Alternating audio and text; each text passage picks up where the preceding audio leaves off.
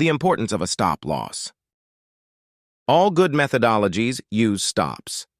A protective stop loss is an order to exit a long or short position when prices move against you to specified price. The stop loss ensures against a usually large loss and has to be used in one way or another. An initial stop loss can be placed with your order on the trading platform. The trade will be closed automatically if the stop loss is hit.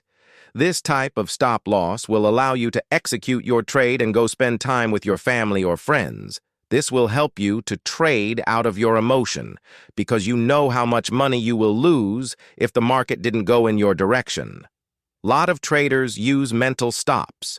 When they enter a trade, they don't place a stop loss because they think that the broker will hit their stop loss, which is not true. The reason behind using mental stop is the human psychology. Humans hate to lose money. And if you don't accept losing money as a part of the game, you will never make money in the market.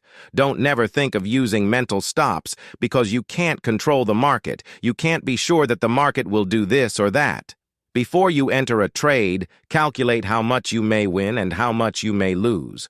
Place your stop loss order and your profit target, and forget about your trade.